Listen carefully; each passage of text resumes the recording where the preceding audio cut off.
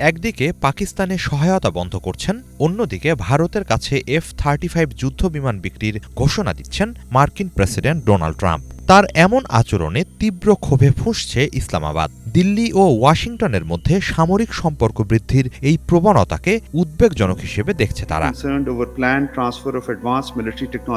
গত বৃহস্পতিবার হোয়াইট হাউসে ভারতের প্রধানমন্ত্রী নরেন্দ্র মোদীর সঙ্গে বৈঠকের পর যৌথ সংবাদ সম্মেলনে ট্রাম্প ভারতের কাছে অত্যাধুনিক যুদ্ধবিমান ও সামরিক সরঞ্জাম বিক্রির ঘোষণা দেন। পাকিস্তান বলছে এ ধরনের পদক্ষেপে দক্ষিণ এশিয়ায় সামরিক ভারসাম্য নষ্ট হবে।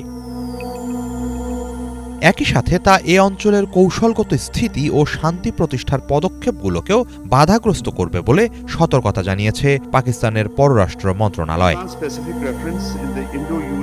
এদিকে বৃহস্পতিবার বৈঠকের পর ট্রাম্প ও মোদির দেয়া যৌথ বিবৃতিতে বিশ্বব্যাপী সন্ত্রাসবাদ নির্মূলের ওপর বিশেষ গুরুত্ব দেয়া হয়। এতে যৌথভাবে আল কায়েদা, আইএস, জৈশ-ই-মোহাম্মদ, লস্কর-ই-তাইয়েবা সহ উগ্র ইসলামী গোষ্ঠীগুলোর বিরুদ্ধে লড়াই চালিয়ে যাওয়ার অঙ্গীকার করেন তারা। জৈশ-ই-মোহাম্মদ ও লস্কর-ই-তাইয়েবা পাকিস্তান ভিত্তিক সংগঠন।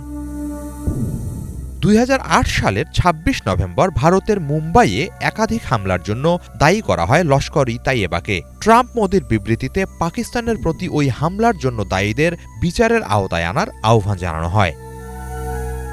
জৈশ-ই-মোহাম্মদ ভারতের নিয়ন্ত্রণে থাকা কাশ্মীরকে মুক্ত করতে চায়। তাদের বিরুদ্ধে পাকিস্তানের মদদে কাশ্মীর ও সীমান্ত অঞ্চলে সন্ত্রাসী কার্যক্রম চালানোর অভিযোগ আছে দিল্লির। পাকিস্তান যেন তাদের মদদ না দেয় বা সন্ত্রাসীদের অভয়াশ্রম হয়ে না ওঠে, বিবৃতিতে সেই আহ্বানও জানানো হয়।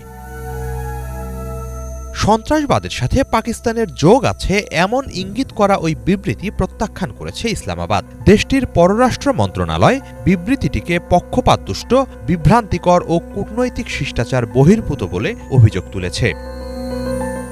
বিবৃতিতে সন্ত্রাস দমনে পাকিস্তান যে বরাবরই যুক্তরাষ্ট্রের সাথে কাজ করেছে তার উল্লেখ না থাকায় বিস্ময় প্রকাশ করেছে ইসলামাবাদ। একই সাথে ভারতের বিরুদ্ধে সন্ত্রাসবাদ ও মুসলিম সহ অন্যান্য সংখ্যালঘুদের ওপর হামলা চালানো অপরাধীদের অভয়াশ্রম হয়ে ওঠার অভিযোগ তুলেছে তারা। এছাড়া বিভিন্ন দেশে বিচার বহির্ভূত হত্যাকাণ্ডের সাথে সংশ্লিষ্টতার অভিযোগও তোলা হয়েছে দিল্লির বিরুদ্ধে। এদিকে ভারতের বিরুদ্ধে জাতিসংঘের নিরাপত্তা পরিষদের প্রস্তাব লঙ্ঘনের অভিযোগ তুলে পাকিস্তানের পররাষ্ট্র মন্ত্রণালয়ের মুখপাত্র আরও জানান, তারা অবৈধভাবে জম্মু কাশ্মীর দখলে রেখেছে এবং এসব অঞ্চলে মানবাধিকারের গুরুতর লঙ্ঘন করছে। এ ব্যাপারে আন্তর্জাতিক মহলকে যথাযথ পদক্ষেপ নেয়ার আহ্বান জানিয়েছে পাকিস্তান। হিজল জোবায়ের, বাংলা ভিশন।